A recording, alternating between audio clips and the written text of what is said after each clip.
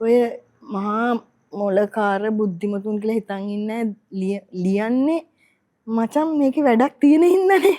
ඔය ලියපු දෙන් මචං උන්ට වෙන වැඩ නෑ උන් ලියාගෙන ගියේ දැන්. මම දැක්ක මට කමෙන්ට් එකක් දාලා තිනවා මේ සුරංගල්ලි සෝවා සිනමාවෙන් යන්න කියලා. ඇත්තටම මම යනවා. ඔයා එනවනම්. මිනිස්සු උඹට මොන මඩ ගැහුවත් ඔබ කලාකාරණියක් විදියට ඔබ කවුද කියන එක අපි දන්නවා. නෑ බිමල් කියන්නේ ඇත්තටම අපිට තිබුණ සෙකන්ඩ් ඔප්ෂන් එක මීට කලින් මේක කිව යුතුයි. මේ හිස කෝ කියලා හිතපු හොයපු ප්‍රේක්ෂකයින්ට හොයපු රටේ මිනිස්සුන්ට තාම මේකට උත්තරයක් හම්බෙලා නැහැ.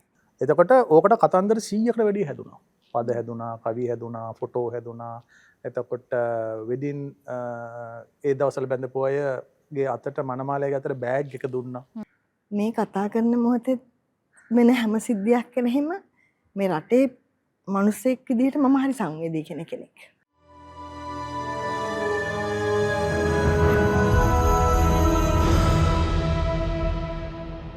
ෆිල්ම් රූම් අපි අලුත් එපිසෝඩ් එකක් එක්ක හොන්න අදත් ලෑස්ති වෙලා ඉන්නවා කතා කරන්න වෙනස්ම දෙයක් ගැන වෙනස්ම ෆිල්ම් එකක් ගැන.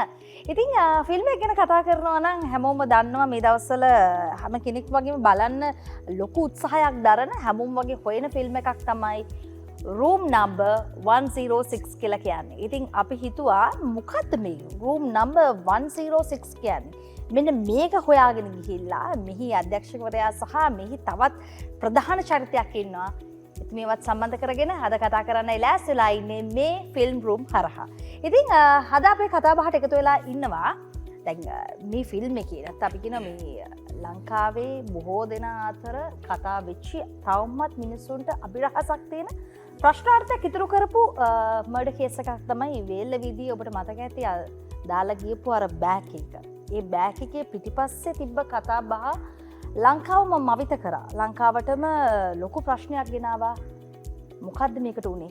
කවුද මෙහෙම කරේ? මෙන්න මේ වගේ ප්‍රශ්න ගොඩක් ආවා. ඒකත් එක්ක ලොකු කතා බහක් ඒ කාලෙදී නිර්මාණය වුණා. මෙන්න මේ කතාව සත්‍ය සිදුවීමක් ඇසුරු කරගත් කතා බහක් ගේනවා මේ තිරයට නැත්නම් අපි කියන සිනමාවට ගේන අධ්‍යක්ෂකවරයා තමයි අද දවසේදී අපි එකතු කරගත්තේ.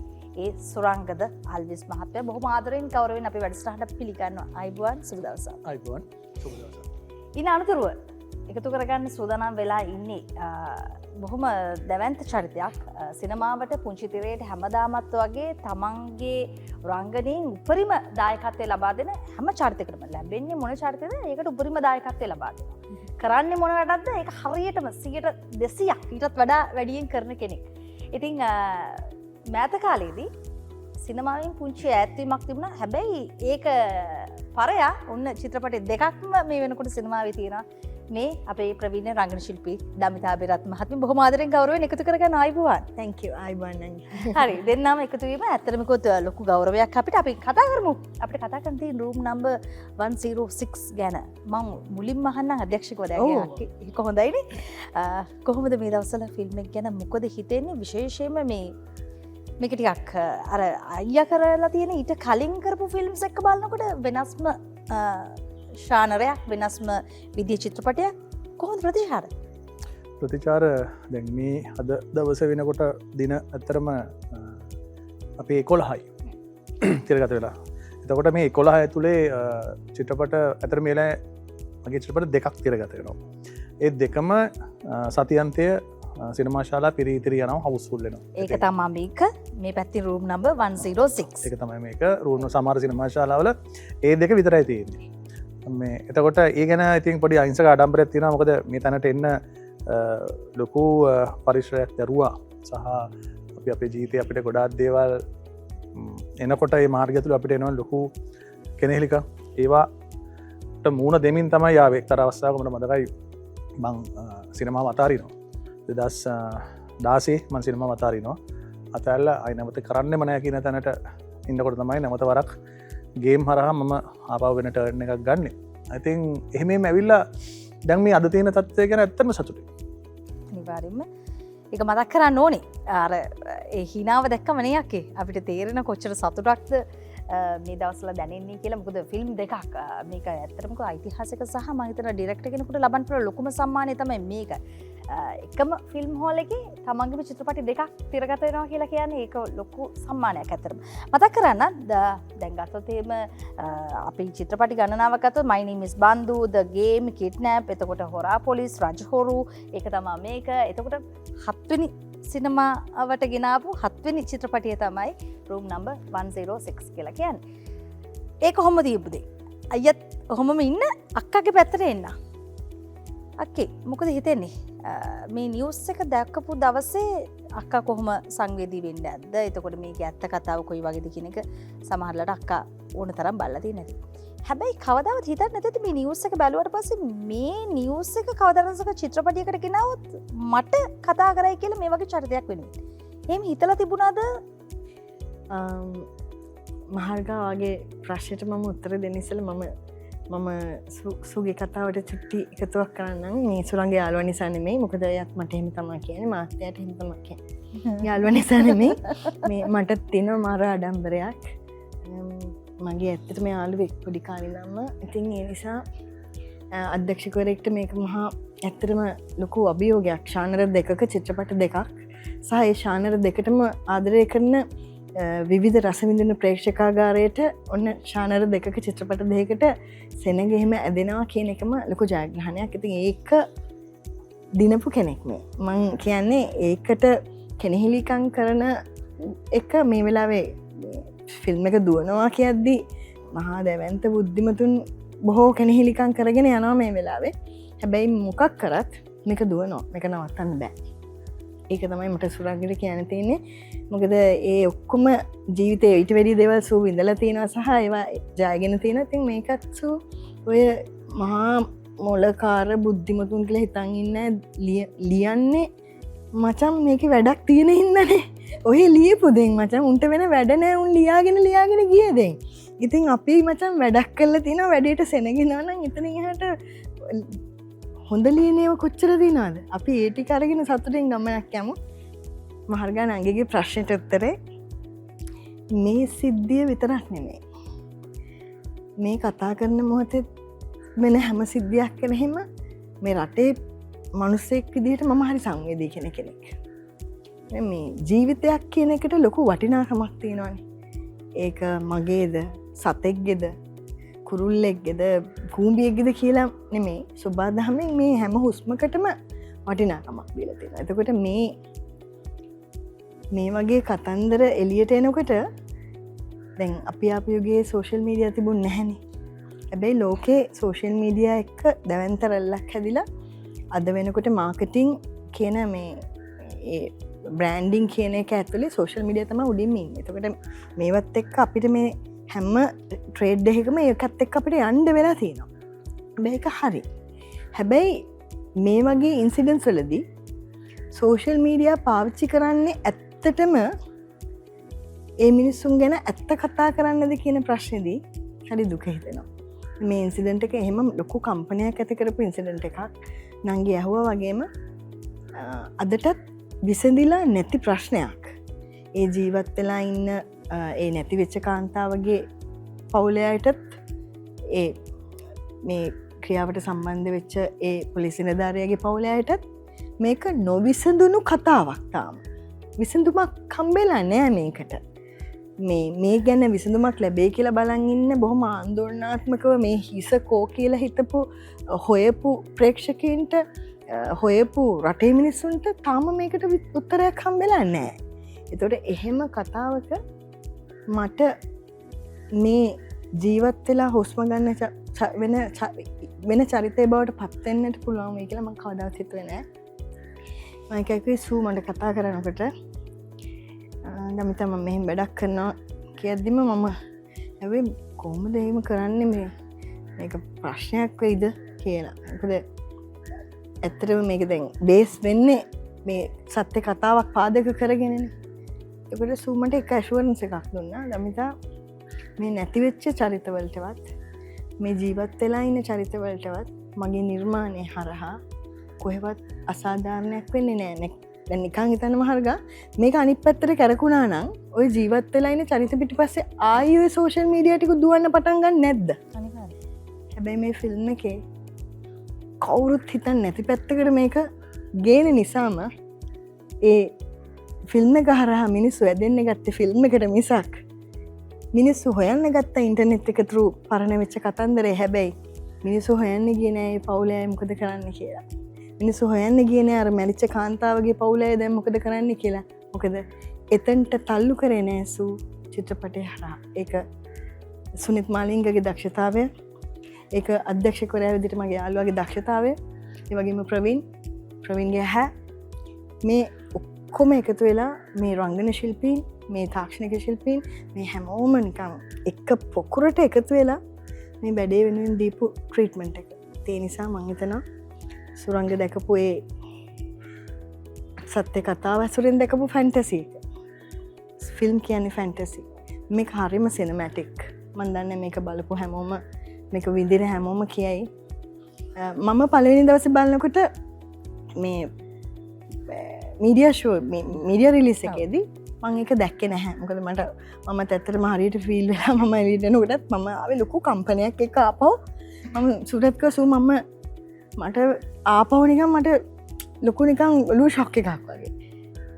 දෙවෙනි දවසේ ආයි ප්‍රීමියර් එකේදී බලද්දි අපි ඊට අතර මැද්දේ අපි කට්ටියම ප්‍රෝග්‍රෑම් කීපයකට හම්බුණා. එතකොට ප්‍රවීන් මට කිව්වා මේ අපි තුන්දෙනා කතා කරගෙන ඉන්නකොට ඒකද මේගොල්ලන් කොච්චර මේක විෂනරි දැකලා තියෙන විදියනේ. එතකොට මේ දෙන්නගේ අදහසක්නේ ඒ හැම කැරක්ටර් එකටම වෙන් වෙච්ච ලයිටිං කන්ඩිෂන්ස් පාවිච්චි කරා කියලා. කලර්ස් දීලා තියෙනවා. මම ඒක කිව්වට පස්සේ මම කියන්නේ ඇත්තටම ආයි ෂොක් වෙලා මම දෙවෙනි පාර ප්‍රීමියර් එකේ ෆිල්ම් එක බලද්දි මම මේ හැම කැරක්ටර් එකකටම දීලා තිබ්බ ලයිටිං කන්ඩිෂන්ස් සහ එඩිටිං පැටර්න් එකත් එක්ක මම ස්ටඩි කරා. ඒක හරියටම හරි. ඉතින් සුරංගදී අල්විස් කියන කෙනා අර කමෙන්ට් වල දාලා තියෙන වගේ පොරක් වුණා නම් ඔහොම විෂන් එකක් නැති විදියක් වුණා නම් මේවා කරන්න බෑ සෝ. එන ලියන අයට බක පණ්ඩිතෙන්ට ලියන්න අරින්න. ඒ ලියන එක අපිට හොඳයි. හරි හොම තමයි දැන් චිත්‍රපටය ගැන දමිතක්කගේ අදහස. දැන් මේ පැත්තේ මේ අයි කියන්නක බලන්න දැන් මේ වැඩේ කරන්න යනකොට ඉස්සරෝම ඇත්තටම ලොකු බයක් තියෙන්න ඇති. මොකද්ද මං කරන්නේ? අර කියන වගේ චරිත එක්ක පරිසම් වෙන්නත් ඇති. හිතුනේ මොනවාද මුලින්ම මේක කරොත් හොඳයිද නැද්ද? මේක 100,000 වතාවක් හිතලා ගත්ත තීරණයක්. එතකොට ඇත්තටම කාමරයක් ඇතුලේ මේ 106 ඇතුලේ මොකද්ද සිද්ධ වුනේ කියන එක මනක්කල්පිතයක්ද? ඇත්තම කතාවද?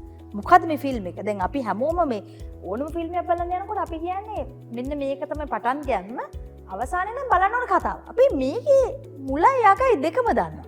හැබැයි අපි මේකේ මැද කොටසයි දන්නේ නැත්තේ. ඒ කොටස මොකද්ද? ඒක තමයි හෝල් එකේ තියෙන්නේ. හෝල් එකට ගිහලා බැලුවා නම් හරිනේ. ඔය කිව්වම කොහොම කිව්වම කටි යන්නේ ගන්න තියෙනවා කල්පනා කරේ ඒක. පරිස්සමින් කියමු. පරිස්සම. හොඳයි. දැන් අතනම ඉස්සල්ලාම කියන්න ඕනේ මේක යම්කිසි කතාවක අනුසාරයෙන් නිර්මාණය වූ කතාව.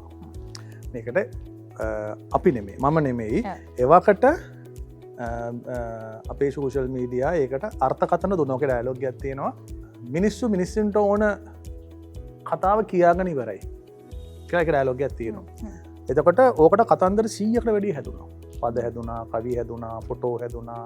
එතකොට වෙදින් ඒ දවසල බැඳපු අයගේ අතට මනමාලය අතර බෑග් එක දුන්නා.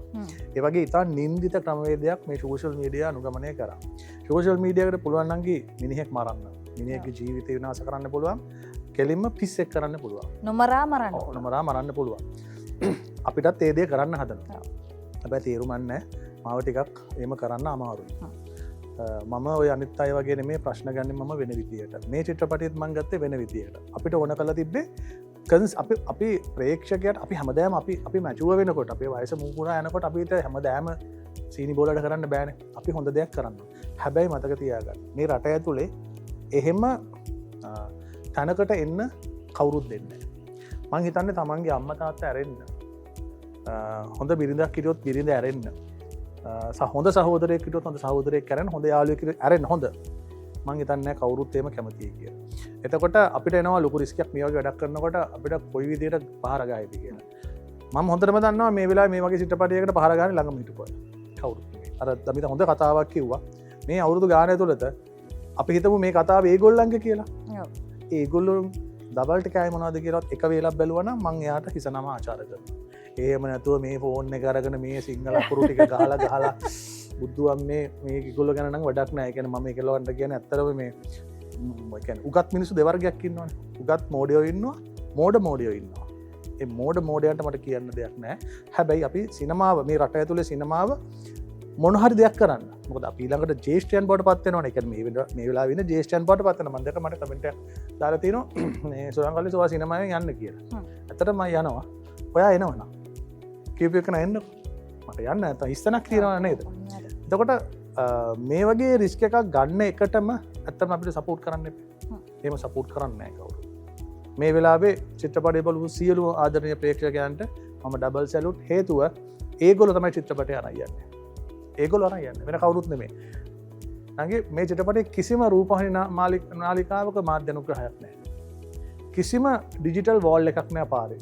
කිසිම බස් එකක ස්ටිකර් එකක් ගහලා නැහැ. මේක අරන් යන්නේ සෝෂල් මීඩියා සහ පෝස්ටර් සහ අපේ පත්තර පුවත්පත් විතරමයි. ඔය තුනෙන් විතරයි මේ වෙලාවේ මේ චිත්‍රපටය මේ වගේ හවුස්ෆුල් ගහන්නේ. පොඩි ගේමක් නෙවෙයි ලොකු ගේමක්. පොඩි නෑ ලොකු ගේමක්. ලොකු ගේමක්. ඒක වෙනස්ම විදිහේ ගේමක්. ඉතින් ඔය ගේමට දැන් බහැලා ඉන්නේ. දැන් ඉතින් තියෙන්නේ ප්‍රතිශාර ලබා ගන්න එක. රමිතක්කේ ඊළඟ ප්‍රශ්නේ. දැන් මේ චිත්‍රපටයේ රූම් නම්බර් 106 කියන චිත්‍රපටයේ ඔබට ලැබිලා තියෙන චරිතය නැත්නම් මේක මේ මෙහිම චරිතයක් ඔබට ලැබුණට පස්සේ අපි කියනවා මේක ඇතුලේ පරිස්සම් වෙන්න ඕන කැලි තිබුණාද? දැන් පුලස්තිගේ බිරිඳ විදිහට මේක මනක් කල්පිත වෙන්නට පුළුවන් මේ කතා බහ තුළ සමහර දේවල් අපිට හිතෙන විදිහට අපි මේවා වෙන් කරලා තියෙනවා. එතකොට දැන් මේ චරිතය ඇතුලේ කොහොමද ඔබ මේ වෙනස්කම් වලට වාචනය උනේ? සමහර තැන්වලදී කොහොමද පරිස්සම් උනේ? මේ කතාවේ මේ කතාව කරන එකම ලොකු අභියෝගයක් නේ. ඉස්සලක වගේ ඒක සුරංග බාරාරං තිබ්බනේ. ද සූ බාරගන්නෙම අපි ඔක්කොමත් එක්කම. ඒ කියන්නේ අපි සියලු දෙනාගේම ජීවිත සහ මේකට සම්බන්ධ වෙන පාදක වෙන චරිතත් එක්කමනේ ඒක බාරගන්නේ. ඒ වගකීම බාරාරං තියෙද්දී අපිට තිබ්බේ මේ වැඩේ ඇතුලේ අපේ කොටස හරියටම කරන එක. ඇත්තටම මම කියන්නේ මම පුලස්තිකාරී වසම්ගේ බිරිඳ විදිහට මම හිතනවා ඒ බිරිඳ හරි බුද්ධිමත්. ඒ බිරිඳ සාම්ප්‍රදායික බිරිඳගෙන් ඔබට ගිහිලා දැන් නිකන් හිතන්නකෝ තමුන්ගේ ස්වාමිපුරුෂයට අපහාස කරේ නෑනේ. ඔව් මෙයා මේ වගේ ජරා වැඩක් මගේ පවුලට කරා. ඒ නිසා මෙයාට මෙහෙම වෙච්ච එක හොඳයි. දිට්ඨ ධම්ම වේදනේ කර්මය තමයි ඔය ඵල දුන්නේ වගේ ඒවා කොහෙවත් කිව්වේ නෑනේ. ඒ කියන්නේ සමහරලාට තමන් හරි වෙන්න හදනවනේ. ඔව් ඒ කියන්නේ ගොඩක් තමන්ගේ පැත්ත සුද්ධ කරගෙන එහෙම කරන්න ගියෙත් නෑනේ. අන්තිම මොහොතෙත් ඇවිල්ලා යනකොට කියන්නේ ඉන්න. ඔය යන්න එපා මට ආවෙන්නේ මොන හරි දෙයක් කරන්න පුළුවන්. මමට ඇත්ත කිව්වොත් මේ වචන ඇතුලේ තියෙන්නෙම ඔබ මොනා කරලාවත් මට උඹ ඕනේ. මගේ මිනිහා සහ මගේ දරුවෝ දෙන්නගේ තාත්තා. එතකොට දරුවෝ තුන් දෙනාගේ තාත්තා. එතකොට මේ හැඟීම ඇත්තටම මේක කොහොම වෙන්නේ නැද්ද? මං සුරංගගෙන් අන්තිම සීන් එක ගන්න ගිහලා මං සුරංගගෙන් අහුවා සූ ඇත්තට මේ වෙලාවේ මොනා හිතෙන්නේ නැද්ද කියලා. මොකද මම එතකොට මගේ මුළු ඔක්කොම මේ ඔළුවේ ඉඳන් මාව සීන් එක කියවලා මාව ඔළුව ඔක්කොම බර වෙලා හිටියේ. කියන්නේ මට රිහර්සල් එක යන්නත් බෑ. මට මෙහි ඔක්කොම නිකන් එක තව ක්ෂණයක් ඇද්දි මේ මට කෑ ගහලා අඬන්න හිතෙන තැනට ඇවිල්ලා තිබුණේ ඔල්රෙඩි. මම සුලංගට ගිහිල්ලා මෙයත් ඒ ෂොක් එකේ අපි ඔක්කොම ඒකේ ඇත්තටම ජීවත් වුණා. එදා මේ දනුයි නයෝමිලා සෙට් එකට ආවා. මොකද ඒගොල්ලන්ගේ ඊළඟ සීන් එකට මීඩියා එකෙන් ඇවිල්ලා මාව ඉන්ටර්විව් කරන සීන් එකට ඒගොල්ලන් එන්න ඕන නිසා. එතකොට සූ මට කිව්වා මං එවම ඇත්තටම මොනා හිතෙන්නේ නැද්ද කියලා. මම මොනවද කරන්න ඕනේ සූ කියලා. මං අහපු ප්‍රශ්නෙට සූ ඉස්සෙල්ලා උත්තර දුන්නේ නැහැ. සූ මම මොනවද කරන්න ඕනේ කියලා. සූ මට කිව්වා පුලස්තිකාරී වසම්ගේ බිරිඳ ඔබගේ ඇතුළේ ඉන්නවා. අපිට දැනන්න දේ ඔබ කරපන් කියලා. ඊට පස්සේ ඇක්ෂන් කිව්වා. සීන් එකේ කට් කිව්වේ නෑ. මට එක වෙලාවක මාව අම්බිම ඉඳගෙන මම කෑග ගහ අඩනකට මුද අධ්‍යක්ෂ කරේ කට් කියනකං මගේ මුඩ් එකේ මම ඉන්න ඒක තමයි රංගන ශිල්පයකුගේ සහ ශිල්පනයක වගකීම මම මුඩ් එකනවට මට දෙන්නේ මාව පිටිපස්සේ වෙලා තත්ත කරලා බදාගත්තා. එතකොටත් සූගැස්සලත් කඳලු අපේ ටෙක්නිකල් කරූ එක ඔක්කොම ශොක් වෙලා නායමී තක්ෂිලා දනු ඔක්කොමලා මඩනවා. ඉතින් මට හිතෙන්නේ මේකාරි පරිස්සමෙන් කළ යුතු දෙයක් තමයි. ඒ පරිස්සම අපි ගැන වගකීම අපිට අත දිගෑරල මේ චරිත ඇතුළ ජීවත් වෙන්න ඉඩහැරීම සහ අපිව මෙහෙවීම සූ ඉතාම දක්ෂ ලෙස කරා. ඒ ගෞරවය එයට යන්න ඕන. සතුට වෙනවා පරිමින්ම සතුට පෙන්නනවා. සතුට කියන විතරයි සතුට පෙන්නන්න පුළුවන් ඇස් වලින් ඇත්තටම. දමිතා බිරත්න කියලා කියන්නේ ලංකාවේ ජනප්‍රිය ප්‍රවීණ රංගන ශිල්පියෙක්. ඒකට විමල් ජයකොඩි කියලා කියන්නේ එහා සමානම දක්ෂතාවයක් තියෙන පුදුමාකාර විදිහට අපි ආදරය කරන චරිතයක්. ඒකට මේක එක තැනකට ගෙනල්ලා සිනමා පටයක් කරනවා කියන එක ලේසි නෑ. ඇයි ඇත්තටම මේ විමල් ජයකොඩිම මේ චරිතයට ගන්න හිතුනේ? මේ සාමාන්‍යයෙන් අපි දන්න සුදු චරිත තමයි ඔහුට වැඩිපුරම ලැබෙන්නේ. මම කියන්නේ කළු චරිතයක් කියලා. නමුත් අර පුංචි ප්‍රශ්නයක් තියෙන චරිතයක්. ඇයි මේකට විමල් ජයකොඩිම තෝරගන්නේ? විමල් කියන ඇත්තටම අපිට තිබුණ සෙකන්ඩ් ඔප්ෂන් එක මීට කලින් මේක කිව යුතුයි. වෙන රංග ශිල්පියෙක් සහ ශිල්පිනියක් හිටියේ. නමුත් නිෂ්පාදකරුන් කීප දෙනෙක්ගේ ප්‍රශ්න කීපයක් මාවා ඒ දෙබල දෙන්නටම. ඊපස්සේ බැරිම දන චිත්‍රපටය අතහැරලා හිටියා මම. ඊපස්සේ කවුරු හරි මට මතක නැහැ කවුද ඒ කිව්වේ කියලා අපරාධයේ ෆිල්ම් එක අතහැරිය අපි මොකක් හරි කරලා ඔක කරමු කියලා යෝජනා කරාම මම ටක් ගාලා මගේ රහේ සෙට් එකක් එක්ක එකතු වෙලා තමයි ආයෝජනයක. ඒතකොට මට ඕන දේ කරන්න පුළුවන් කියලා. ඒ වෙනකොට අර ශිල්පීන් දෙන්න වෙන වෙන තලවල ඇය විවාහ වෙලා කොහමරි ඔන්නම ප්‍රශ්න කීපයක් තිබ්බ නිසා තමයි සුනත් එක්ක මම කතා කරගත්තේ අපි සෙකන්ඩ් ඔප්ෂන් එක මොකක්ද කියලා. එහෙමනම් සෙකන්ඩ් ඔප්ෂන් එක. ඊට පස්සේ කිව්වා තියෙන අපි විමල්ට වගේ try කරමු කියලා. ඒ වෙනකොට ඇත්තටම විමල්ල මේ චිත්‍රපටයට ගන්නකොට මට මං ඉවරදි නම් ඔය ලොකු ෆිල්ම් සෙට් එක ඇවිල්ලා තිබුණෙත් නැහැ. ඒ කියන්නේ පෞගේ කාලේ ආව ධර්ම යුද්ධය ෆාද ඒවට කලින් සහ මට නිවැරදි නම් ලව් 19 මන්දාරා ඒවටත් කලින් තමයි අපි මේකේ මේ වැඩ කටයුතු කරේ. ඉතින් විමල් තමයි එකම ඔප්ෂන් එක වුණේ. ඊට පස්සේ විමල් අපිට එන ප්‍රශ්නේ තමයි විමල් අවංකව මාත් එක්ක වැඩ කරන්න කැමතිද කියන එකනේ. විමල් කැමති වෙන්න බෑ. ඊට කලින් වැඩ කළා නෑ. ඔව් වැඩ කළා නෑ සහ මාව දකින්න විමල් වෙන විදිහකට. හැබැයි එහෙම කොච්චර චකිතයකින් ගියත් මං හිතුවේ නෑ. ඒ කියන්නේ ඒ ෆ්ලෙක්සිබිලිටි එක මට විමල්ගෙන් හම්බ වෙයි කියලා. ඒක මාරයි. ඒක නළුවෙක් ගාව තිබිය යුතු තාම හොඳ ගුණයක්. ආර ගුණයක් ඒක. අපි එක රීඩිං එකක් ගෙදරත් තිබ්බා. අපි කරන්නේ ගෙදර රීඩිං. ඉතින් එදා ප්‍රියන්තයත් ආවා. ප්‍රියන්ත කුමාරත් එදා බීගේ ගෙදර කරේ. දිමාගේ ගෙදර. ඉතින් එහෙම වැඩේ ඒ කියන්නේ ඇත්තටම උනේ මේ ස්ක්‍රිප්ට් එකේ තිබුණ ප්‍රබලත්වය තමයි. දැන් පෞගේ කාලේ තියෙන ස්ක්‍රිප්ට් එක සම්බන්ධයෙන් එක එක අයිතින් එක එක මත දරනවා අපිට නංගි කිසිම චිත්‍රපටයකින් මෙච්චර කාල මේ මොහොත වෙනකනුත් කවදාවත් චිත්‍රපටයකින් සමස්ත සතුරු කරන්න බෑ. කවුරු හරි මොන හරි දෙයක් කියනවා කියන දෙයක් තියෙනවා. ඒක ඉතින් බාර ගන්න තමයි වැඩ කටයුතු කරන්න ඕනේ. වැඩ කරන්නේ නේ. කොහොම නමුත් දැන් හවුස්ෆුල් වෙලා චිත්‍රපටි දෙකක් ලේසි නෑ. එකක් ගැන කතා කරාට තව එකක් යටින් තියෙනවා. ඒකත් මතක් කරන්න ඕනේ. ඒකත් ඔබේම හින්දා ඒක හදන්න මතක් කරනවා. එතන එහාට මේ අක්කේ අවුරුදු 3-4කට පස්සේ මේ අවස්ථාව හම්බ වෙන්නේ මේ ටික කාලයක් නිහඬ වෙලා හිටියේ. ඒකත් මේ සුවයිය කතා කරලා තියෙන්නේ මේක මේ ඔයාට දෙන්න ඕන එකක් හින්දා මිසක් මේ යාළුකමට දුන්න එකක් නෙමෙයි. ඒ වෙනතන් අනිත් එකකටවත් ගත්තේ නෑ. ගත්තේ නෑනේ. ඔව්. ඔව්. එයාමදාම කතා ඒ මං ගන්නෙ. මම ගන්න එක මට ගන්න එකක් ආවේ නෑ. ඉතින් උඹ හිටපන් ගන්නම්. ඔහොම තමයි කියන්නේ. ඉතින් අපි 7 නේ. ගන්න හදනකොට මොකක් හරි බාල්දියක් දාගන්න. මොකක් හරි බාල්දියක් දාගෙන ඊට පස්සේ කියන්න ඕනේ ඇත්තට මේ මට කිව්වේ මට කතා කරාම මට කිව්වේ දමිතා මේ මං කිව්වා මේක මචං අවුලක් නේද මේක කරන්නේ කියලා. මම මේක කරපන්. ඔබ මේ මිනිස්සු උඹට මොන මඩ ගැහුවත් ඔබ කලාකාරණයක් විදිහට ඔබ කවුද කියන එක අපි දන්නවා. සහ බෝ මහෙම මරන්න බෑ කාටවත් කිය. සහ මාව එහෙම යළි උපද්දවපු ආදරණීය මිනිසා තමයි මේ. ඒක යාළුකමට එහා ගිය උත්තරීතර මනුස්සකමක්. යාමන් අදහස් දක්වනවා කියන එක කොච්චර වටිනවද? ඒ කියන්නේ කියන්න ඕන එකක් මම හිතන්නේ කියනවනේ කියනවා. ඒ කියන්නේ ගන්නත් එපා කිව්වා. ගන්න මාව ගන්න මට එපා ඒකත් කිව්වා. කියනවා. ඔබ ගන්න එපා කිව්වා බං. මං කො ඉතින් මචං අරන් ප්‍රශ්නයක් වෙයි දැන් ඒ මාව ඔව්. නිකන් ලෝකෙ මම තමයි එකම දේශපාලනය කරපු කාන්තාව වගේ හංවඩු ගාගෙන කියන්නේ මුළු සමාජයම. ඉතින් මට වැඩි ගොඩක් අය කරලා තියෙනවා. හැබැයි මට විතරයි මේක නිකන් තාමත් මොකක් මේක දාන්නකෝ. යටින් බයිනවා. කමන්නේ.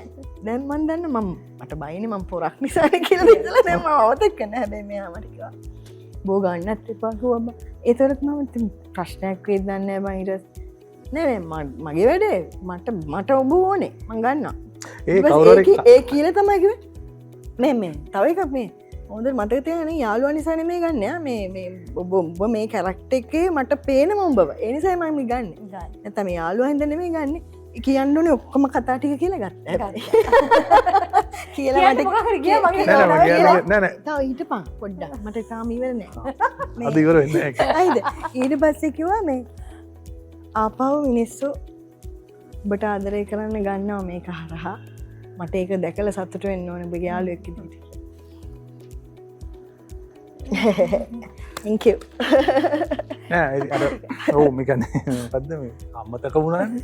මේ දැන් හොඳට කියන විතරට ඒ කියන්නේ එහෙම චැලෙන්ජ් කරනවනේ ගන්න එපා කියලා. මගේ හරි කැත පුරුද්දක් තියෙනවා මම එයාවම ගන්නවා. ඒ කියන්නේ මුලින් ඉඳන් මට මතකයි පළවෙනි ෆිල්ම් එකේ ඉඳලා මේ ප්‍රශ්න තිබුණා. හිමාලයටත් ඒ ප්‍රශ්නේ තිබුණා. ගන්න එපා කිව්වා. මම හිමාලයම ගත්තා. දෙවෙනි ෆිල්ම් එකේදී මට මතකයි රශ්මි පුෂ්පිකාව ගන්න එපා කිව්වා. එයාවම ගත්තා. ඒ ඇති. තුන්වෙනි එකේ ධනුෂ්කව ගන්න එපා ගත්තා. කියන්නේ ගන්න එපා කිව්වම මම කරන්නේ ඒකම ගන්නවා. තරින්දිව ගන්න එපා කිව්වා. මේ මානව තරින්දිය අද ඉන්න තැන. කොච්චර සතුටුද මම තරින්දිය දවසක් කිව්වා. ඩිස්නිලත් ඒ වගේ ප්‍රශ්න ආවද? ඩිස්නිව ගන්න එපා කියලා කිව්වේ නෑ. මොකද ඩිස්නි හිටිය ගන්න ඩිස්නි හිටියේ නෑනේ. ඩිෂ් එහෙම ලොකුවට මිනිස්සුන්ට එක්ස්පෝස් වෙලා තිබුණේ නෑනේ. මේ ෆිල්ම් එක එතකොට ඕස්ට්‍රේලියා හිටියේ. හරි ඒක ආවේ මේ පාර මේ ෆිල්ම් එකේ දවිතක්කට. ඔව් මොනවද ගන්න එපා කිව්වා. ගත්තේ නෑ. ඊට ටිකක් වෙලා ගියාම ඉතින් සමහරක් ප්‍රොඩියුසර්ස්ලා ඉතින් මගේ යාළුවෝ මචන් දැන් මාරයි නේ නිකන් බාල්දි ගොඩයි නේ අංක ඔව් ඒක දැන් කාටද ප්‍රශ්නේ චිත්‍රපටයේ ප්‍රශ්නයක් නැත්තම් එයාගේ වෘත්තිය රඟපාන එක නා නැත්තා. අපිට අපි තියෙන්නේ දන්නේ අය මේ විදිහටනේ. එයාගේ රස්සාව රඟපාන එකනේ. රඟපාන ඒකට එයාට රඟපාන්න පුළුවන් නේ රඟපාන්න බැරි කෙනෙක් නම් අපි ඒකට දෙපාරක් හිතන්න පුළුවන්. නමුත් ඉතින් මෙයාගේ කැපැසිටි එක ඉතින් මම හිතන්නේ මුළු ලංකාව ඔය ඊර්ෂ්‍යා කරන ඔය මෙයාට කෙනෙලිකම් කරන කුණු වැඩ කරන කපන්න ගන්න එපා කියන ඔක්කොම දන්නවා. නොදන්න නෙමෙයි. ඒක ඉතින් අර මේ අර පළාතිට කොටයි ගල් ගහන්න කියන කතාව තමයි. මෙයාට නෑ. ඔය බලන්නේ මිනිස්සු වඩාන ෆිල්ම්. අනිවාර්යෙන්ම. ඉතින් මේ චිත්‍රපටය හරිම සංවේදී වෙන තැන් කීපයක්ම තියෙනවා. ගිහිල්ලා බලන්න ඕනේ. ගිහිල්ලා බැලුවම තමයි තේරෙන්නේ. ඇත්තටම හෙදා රූම් නම්බර් 106 එක ඇතුලේ මොකක්ද උනේ කියන එක. මොකද අපි කතාවේ අර මම කියනවා වගේම මුල දාන්නවා අග දාන්නවා මොකක්ද උනේ කියලා. හැබැයි තාමත් හැම කෙනෙකුටම අභිරහසක් වෙච්චි හැමෝම තාමත් හොයන සමහර තැන් තියෙනවා. ඒක වෙනස්ම තැනකට අපේ කතා අපි සමහරවිට අර හිතාගෙන හිටපෙක මේක මෙහෙමත් වෙන්න පුළුවන් නේ කියලා අර හිතන තැනකට ඇත්තටම මේ කතාව කියන ස්ක්‍රිප්ට් එක ගැන කතා කරන්න ඕනේ. කොහොමද මේක ලියන්නේ? කවුද මේකට සම්බන්ධ වෙන්නේ? විශේෂයෙන්ම දැන් මේ වගේ කතාවක් ලියනකොට හරි පරිස්සමින් වටේම පිළිබඳව අපි පරිස්සම් වෙන්න ඕනේ. කාගෙන් දවසර ගන්න ඕනේ? කවුරු මෙතනදී නඩුවක් දායිද? කොයි පැත්තට දැන් මේ සමහර ෆිල්ම්ස් තියෙනවා මේ යන්න හෙට ඔන්න වෙන්න. නඩුවක් වැටෙන පත්තු වෙනවා අර ඔක්කොම ටික ඉවරයි. අද අපි තුන් දෙනාගේම පින්තූර දාලා ඒගැන පින්තූරයක් දාලා මේ මමයි ආචාරය සෙනෙශ් බණ්ඩාර දිසානායකයි සුනත් මාලිංගුල පින්තූරයක් දාලා ඌ පෝස්ට් එකක් දාලා ඉතින් ස්ක්‍රිප්ට් එකට බැනලා තිබුණා. මට කියන්න තියෙන මෙච්චරයි ස්ක්‍රිප්ට් එකට බැනපු කෙනාට අනේ බැන එන්නතු හොඳ ස්ක්‍රිප්ට් එකක් ලියන්නකෝ. හොඳ ස්ක්‍රිප්ට් එකක් ඔයා ලියන්න. එතකොට ඒක චිත්‍රපටයක් කරලා පෙන්නන්න. එතකොට අපි මේ ෆිල්ම් එක පටන් ගන්නකොට නංගි මේ අපිට තිබුණ කාරණා දෙකයි. එකක් තමයි සුනෙත් මේ අලුත් වැඩේ මොකක්ද කියලා අපි ප්ලෑන් කරනකොට මම නිකං සුනෙට්ට කිව්වා අපි මේ වගේ පොඩි ට්‍රූ ස්ටෝරිය කතා අරන් අපි එක ලියමුකම. සුනෙත් ඇහුවේ ඕකේ මොනවද ලියන්න තියෙන්නේ? ඕකේ මොනවද මිනිස්සුන්ට බලන්න තියෙන්නේ කියන එක. පස්සේ මං කිව්වා දෙන්නෙක් කාමරයකට යනවා. එක්කෙනෙක් එළියට එනවා. ඒකතයි බලන්නති එකත මේ කාම්බරය ඇතුළ මොකක් දුනේ කෙනෙ අපි පොඩි ගවේශනයක් කරම ඉට සුනත් ලොකු ගවේශනයක් ෝක කර ලෝකේ මිනි මැරුම් වෙන විදී එතකොට එලේ පැල්ලන්න නැති වෙන විදී මොනාද බ්ලූ ලයිට් එක කියන්නේ එතකොට කෝ බ්ලඩ් පාරවල් එතකොට මේක කොහොමද වුණේ ඕක ලොකු ගවේශනයක් කරලා තමයි කාලයක් ගියාද වැතරම ෆිල්ම් ඔලුවට ඇවිල්ලා සහ මේක යථාර්ථයක් කරන්න කොච්චර සුනත් මයිදාන එකට මාස 3ක් විතර ගත්තා මාස 3ක් විතර ලෝකෙම කියන්නේ මම මේ වෙලාවේ කාවහරි ඝාතනය කරොත් ඒ 400 ගානක් තියෙනවා ඝාතන සිද්ධ වෙන විදි ඒක ඇතුළේ තමයි ඝාතනය වෙන්නේ. එතකොට ඒව පවා අපි හරියටම නෝට් ඩවුන් කරලා තමයි ස්ක්‍රිප්ට් එක ලියන්න ගත්තේ. ඉතින් කොහොම හරි අවශ්‍ය වෙලා තිබුණේ කාරණාව මේ වගේ කතාවකදී ඇත්තට මේ කාරණාව කියන්න ඕනේ. අපි දන්නවා ලැගුම් හවුල්වලට ගෑල්ලමයි යනවා. යන්න. ඒකේ තමන්ට අවශ්‍ය කරන කාර්යයන් කරගන්න. හැබැයි අම්මා ගෙදර ඉන්නවා බලාගෙන. ගෙදර යන්න. හේතුව පිරිමිට කියන්න තියෙන්නේ තමන් වෙනුවෙන් ආදරය කරපු ඒ ගෑනක එම මස් කරන්න තරම් පිරිසන් භවයට එන්න එපා මොකද හේතුව ගෑනීකට ආදරගෙන ජීවිතයක් ඒක අපිට අවශ්‍ය කළ තිබ්බ පිටපතක් විදිහකට කොළ හැටකට සීමා කරන්න ඒ කොළ හැටකට සීමා කරපු ඒ කතාව තමයි අද මහතිරේ තියෙන්නේ ඉතින් ගොඩාක් අය කතා කරලා මට කියපු කාරණාව තමයි තාමත් සංවේදී හරිම ලස්සන මේ ආදර්ශමත් දර්ශන කීපයක් ඒක තියෙනවා ඒ සම්බන්ධ ගැන කොයි මොහොතකවත් ගන්න තීරණය ෂණිකව ගන්න එපා කේන්ති කියට ඒකෙන් ලොකු ඩැමේජ්යක් එනවා එක මිනිත්තු දෙකක් එමතන් තප්පර 10ක් ගනින්න තමන්ට එක පටස් කාලා මත වෙනවා එඳ අපරාධේ ඒ ජීවිත දෙකට වුණේ අපේ පිටපතේ ඒකම දන්න ඔය උනේ අපි අනුමාන කරනදේ ඉතින් අපි ඒ පිටපත තුළේ කාන්තාව වයිශ්‍යයක් බවට පත් කල්ලත් නෑ පිරිමි ගෙනා සල්ලාලෙක් බවට පත් කල්ලත් නෑ හෝම සමබරව ඉතාම බැලන්සගේ සුනෙත් මාලිග ලොකුව එක් කර සෙනෙෂ් අපිත් එක් ඒක අකුරක් නෑර ටෙරෙක්ෂන් සැදවා ඒම හදලා ඉතාමත් ලස්සන ෆිල්ම්මයක් හදලා ඒ ෆිල්ම් එක බොහමශන් එකන ඉවර වෙච්ච ෂණිකව තිරගත කරන්න හම්බුණ ඉතින් ඒ තිරගත කරන්න හරිම ගොඩු ලොකු මහන්සියක් මාස ගාන කවුරුද්දක් එක හමාරක් විතර මහන්සිච්ච චිත්‍රපටයකර ඉතිං කටිය චර්ත සහතික දෙන එකටන කමන්න ඉගෙන වැඩක් කරන්න බෑන කරනර ඒපටන ඉති අපි සැලෙන්න ඊළඟ ෆිල්ම්මකට ආදර්ශයක් වෙන විදිේ සහ නැත්තම් මට අවශ්‍ය කරන පාඩමක් ඉගෙන ගන්න මම ගන්න ඉතිං චිටපට ආරම්භයට ආරම් උනේ කොහොමද කියනකට උත්තරේ තමයි අර මංකිව මුල්ටි හරි ඉතිං කමඩි චිත්‍රපටිම හයක් කරලා හත්වනි චිත්‍රපටිය ටිකක් වෙනස් විදිහේ ත්‍රීලා කියන කැටගරීකට වැටෙන අපරාධ මේකත් ඒවගේ කොමඩියක් විතිර කරහම කටේ මුකුත් කියන එක නෑ ඒ ගනටන දාලාතිබනේ හැබැයි ඒ කොපි එකක් කිව්වා. බලන්න එපා නේද නෑ සමහරු ගොඩක් මාර්ග මේ මන් දැක්කා මලයාලම් මේ කොපි එකක් මලයාලම් කොපි එකක් කිව්වා ඉතින් මේ අපේ ලංකාවේ මේ ට්‍රූ ඉන්සිඩන්ට් එක ගැන ඇත්ත දැනගෙන හිටපු මිනිස්සු පාස් මාරු ෆිල්ම් එක බලන යන මිනිස්සු කතා වෙවි එන මේක කොපියක් වගේ නේද කියලා ඉතින් මේක කොපි එකක් නෙමෙයි මේක ලංකාවේ ඔරිජිනල් ෆිල්ම් එක ඔරිජිනල් ෆිල්ම්යක් ලංකාවේ ඇත්තටම සිද්ධ වෙච්ච ඇත්තම කතාවක් කර කියන වගේම ඒ දෙන්න විතරක් දන්න කතා බහ ඒගොල්ලෝ විතරක් එදා කතා කරපේවා දන්න දේවල් මම හිතනවා මේ ඩිරෙක්ටර් සහ ස්ක්‍රිප්ට් රයිටර් මනක් කල්පිතයක් විදිහට ගොඩනගලා තියෙනවා. හරි ඉතින් රූම් නම්බර් 106 කියලා කියන්නේ ඇත්තටම කිව්වොත් නිර්මාණයක්. මේ නිර්මාණය දිහා වෙනස්ම කෝණකින් බලන වෙනස් විදිහට දකින්න මේ නිවුස් එක අහලා තියෙන ලංකාවම මේ නිවුස් එක පිළිබඳව දන්නවා. හැමෝම වගේ මේක ගැන උනන්දු වුණා. හැමෝම කතා කරා. මාධ්‍ය බොහෝ වෙලාවට මේක උලුප්පු පෙන්නවා. මේකේ කතා බහත් එක්ක මේක වෙනස්ම විදිහේ නිර්මාණයක් බවට පත් කරලා වෙනස් දෙයක් කරපු සූ අයියේ කියන්නකෝ අවසන් වශයෙන් මොකද්ද කියන්න තියෙන්නේ මේක නිර්මාණයක්. කියන්න ඕනේ ඒක. මේක නිර්මාණයක් මේක චිත්‍රපටයක්. එතකොට මේකට කිසිම වෙලාවක අපි අර චරිතවලට කිසිම විදිහකින් හානියක් කරලා නැහැ. නෑ සම්බන්ධතාවයකුත් නැහැ. සම්බන්ධතාවයකුත් නැහැ. එතකොට මේ හැම චරිතයක්ම නමක්පත් හැම නමක්ම වෙනස් කරලා ඒ නම් වලට පවා මම හිතනවා කිසිම විදිහක අගෞරවයක් නොවන ආකාරයට වැඩ කටයුතු කළේ. කොහොමද මේකේ පරිසංගුණය සහ අවසන් වශයෙන් ප්‍රේක්ෂකයන්ට ආරාධනා කරන්නත් ඕනේ මේ චිත්‍රපටයේ මොකද්ද උනේ කියලා. ඔබ හිතන විදිහට ස්ක්‍රිප්ට් රයිටර් හිතන විදිහට මේක මොකද උනේ කියන කතාව බලන්න නම් අනිවාර්යයෙන්ම සිනමා ශාලාවට ගොඩ වදින්න ඕනේ. ඔව් අනිවාර්යයෙන්ම බලන්න යමක් ලියන්න කලින් බලන්න. හැබැයි කොටුවකට හිර වෙලා බලන්න එපා. ඒ කොටුව ඇතුලේ ඉඳලා හිර වෙලා බැලුවොත් ඒ කොටුවෙන් එළිය වෙන දේ කාටවත් පේන්නේ නැහැ. ඒ නිසා චිත්‍රපටයක් නිර්මාණය කරා ඒ චිත්‍රපටය අපිට බලන්න තියෙන්නේ ෆෝන් එකකවත් ටීවී එකකවත් නෙමෙයි කළු තිරේ අපි මා විශාල තිරේ කළුවරේ බලන්නේ එද ඒකට අවශ්‍ය ගන්න බයිස්කෝප් කෑල් චිත්‍රපටයක් කරලා තිබ මගේ පටත් මිනිස්සු සමහරය සමහර දෙවල් කිව තිබ එම විධ මත තියෙන තියම දෙයක් අපි පිළිගන්න ලැසලඉන්න පැ පිළිගන්නවා හැබැයි ෆිල්ම් එක හැදවා ඒ ෆිල්ම් එකේට අපි නොහිතන ඉන්ඩ එකක් දුන්න ඒ එන්ඩගේ කතාවට අදාළ නොවෙන දෙයක් වෙන්න පුළුවන් හැබැයි ඒකත් ඕනනම් එම වෙන්න පුළුවන් කියලා හිතහදාගන්න මයි එකවර කොටුවෙන් එලි දල බලන්න කොටු ඇතුළේ දල බලන්න එපා එතකොට තමන්ට තමන් හිතනදේ විතරමයි පේන්නේ සාර්ථක නිර්මාණයක් මුණා කියන විශ්වාසය සහ මේ එන ප්‍රතිචාරවලින් මට ඒ ගැන සතුටුයි සහ ඊළඟ පියවර තාමත් මීට වැඩි හොඳ මට්ටමෙන් තියන්න තමයි ප්ලෑන් කරගින් අටවෙනි පියවර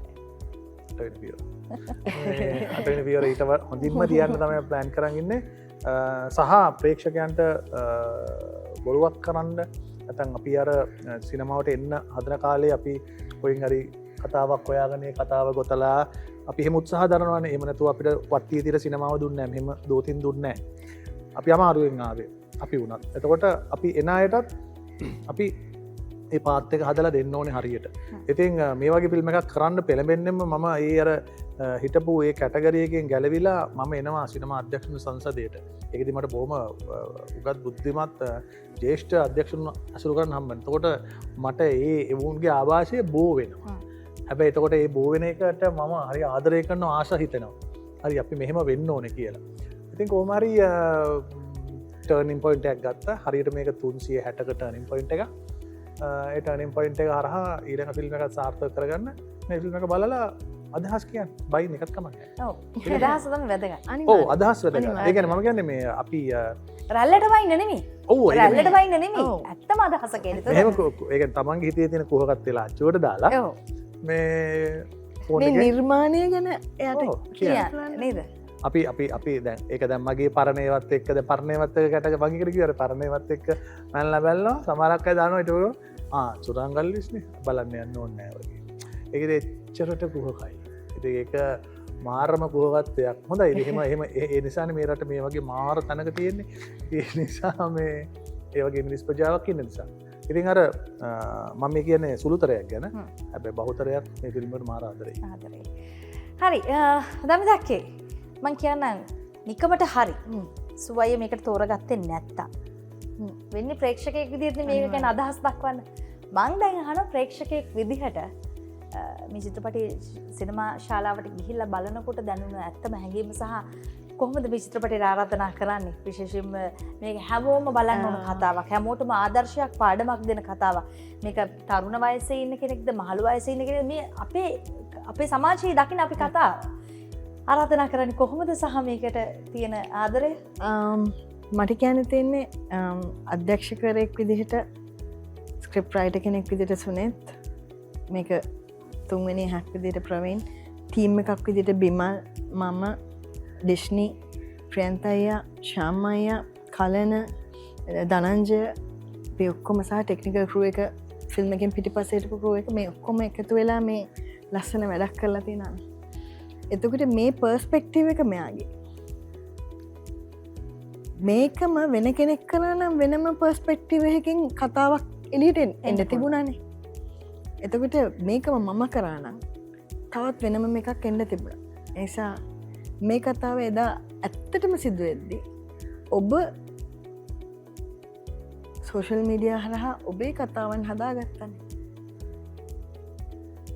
මේක අපි හදපු කතාව ඉතින් මේක බලන්න මේක ශ්‍රී ලාංකය ෆිල්ම් ට්‍රේඩ් එකේ තව නිර්මාණයක් ඒ නිර්මාණයක් විදිහට මේක බලලා ඔබ හදපු කතාවද ඔබ එදා හිතපු කතාවද එහෙම නැත්තම් අපි දැක්කනේ පැය 24ක් ඇතුළත මහා දැවන්ත ලෙස කතා ගොන්නක් මේ සියලු දෙනා ගැනම හැදෙනවා ඒ ඔබ සිතූ දෙයමද මේකේ තිබ්බේ නැත්තම් වෙනස්ම විදිහකට ඔබ සිතුවා නම් එදා ඒ චරිත අදටත් ජීවත් වෙලා ඉන්න තිබුණා නේද 106 කියන්නේ මෙසේජ් එකක් මේ මෙසේජ් එක ගන්න මේ මෙසේජ් එක විශේෂයෙන් මම හිතනවා මාධ්‍යකරණයේ නියැලෙන සියලු දෙනාට හොඳ පණිවිඩයක් පුද අපි දන්න මේන් ස්ත්‍රීම් මීඩියවලට නියාමනයක් තියෙනවා විනයක් තියෙනවා ගරුත්වයක් තියෙනවා ඒකේ ඔවුන් මාධ්‍ය කරණය නියලෙන්නම ඒ ගරුත්වය උඩ සහ මිනිස්සුන්ට සත්‍ය ලබා දෙන්න ඕනි සත්‍යම පුවත් ලබා දෙන්න ඕනි කියලා කටයුතු කරනවා ඒ නියාමනයන් ඒ විනයන් එක්ක තමයි මේන් ස්ත්‍රීම් මීඩිය හැසිරෙන්නම එතකොට මේ කතාව පොඩි වෙනස්කම් ඇතුළේ වෙලා මේක එලියට එන්න ඇති හැබැයි සෝෂල් මීඩිය ඇතුළේ ඒ අය හැසුරනේම උඹට දැන් ඉතුරලා තියෙන මැරෙන එක විතරයි එතකොට බිත්තියට හේතු කළ බෙල්ල මෙඩ කළ මැරියන් කියලා අපි ඔක්කොම කිව්වා නම් අපි ඔක්කොටම ලොකු වගකීමක් තියෙනවා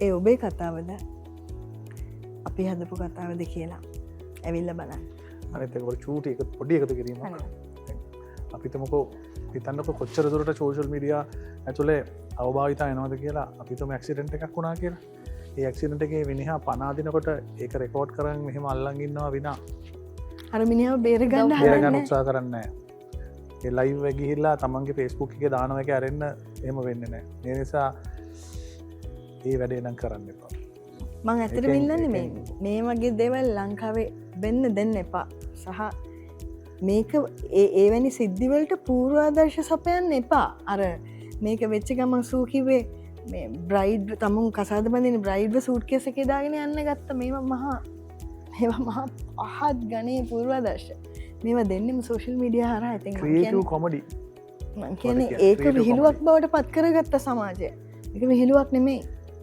අපි හැමෝගෙම ජීවිතවලට වටිනාකමක් තියෙන මේ හුස්මට වටිනාකමක් තියෙනවා ඒ වටිනාකම දෙන්න මනුස්සෙක්ට මං කියන්නේ ඒ වටිනාකම දෙනා වගේම Tamanට ඕන කතන්දරේ හදාගන්න එපා හැමතිස්සෙම හැම කෙනෙකුටම කියන්න කතාවක් තියෙනවා තමන්ගේ කියලා නීති ඉදිරියේත් ඒ අවසරය තියෙනවා තමුන්ට තමුන්ගේ නිර්වද්භාවය ඔප්පු කරන්නට කතා කරන්නට ඉඩක් ලැබෙනවා හැබැයි අද සමාජ මාධ්‍ය ජාලා විසින් තීන්දුව తీරන අරගෙන වැරදිකරුවෙක් කළා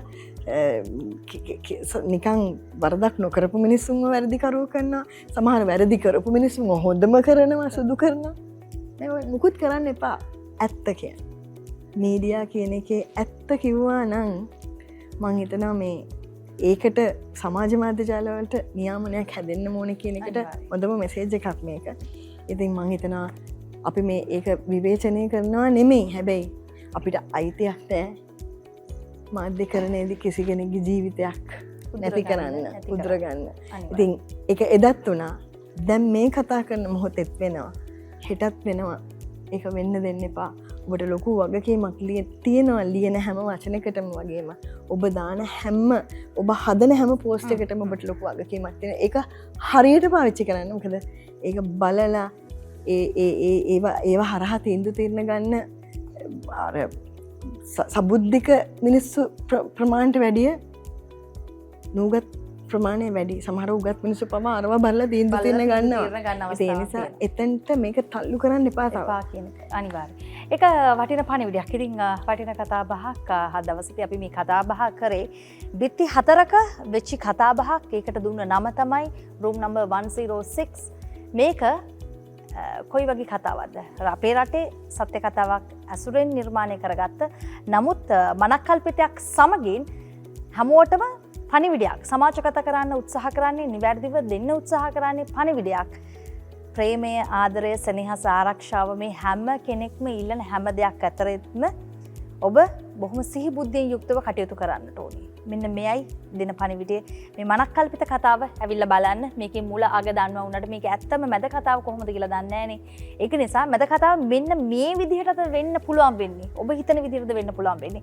ඒක බලලම තමයි ඔබ තීරණය කරන්න ඕනේ. එහෙනම් ඉතින් ඔතන ඉඳලා හරියන්නේ නැහැ. එහෙනම් සිනමා ශාලා වලට ගොඩනවා දින්න. ඇවිල්ලා බලලා කතාව ගැන කියන්න. ඔබේ අදහස් ගොඩක් වටිනවා. සුරංගද අල්විස් හැමදාම ඔබේ අදහස් දැනගන්න හරි කැමැත්තෙක් ඉන්නවා. රැල්ලට බැනීම නෙමෙයි කරන්න ඕනේ ඇත්තම අදහස කියන්න ඕනේ. අපි කියනවා වැරද්දක් පෙන්නනවා කියලා කියන්නේ නිදානයක් පෙන්නනවා වගේ වැඩක්. වැරද්දක් පෙන්නුවට කමක් නැහැ. හැබැයි හැමෝම කියන හින්දා නෙමෙයි. ඇත්තටම බලලා ඇවිල්ලා තමන්ගේ අදහස දෙනවා නම් තමයි ඒක වටින්නේ. හරි. එහෙනම් ඉතින් අපි සමගින යන සෝදානම් වෙලා ඉන්නේ. ස්තුතියි. අපි 7 වෙනි පියවර තමයි මේ විදිහට සාර්ථකව කතා බහ කළා නිම කරන්නේ. සුරංගද අල්විස් මහත්මයා අධ්‍යක්ෂකවරයා, දෙවන්ත අධ්‍යක්ෂකවරයා. ඔබට බොහොම ස්තුතියි. තව තවත් සාර්ථක වේවා කියලා ප්‍රාර්ථනා කරනවා. දෙවන්තයි. දෙවන්තයි.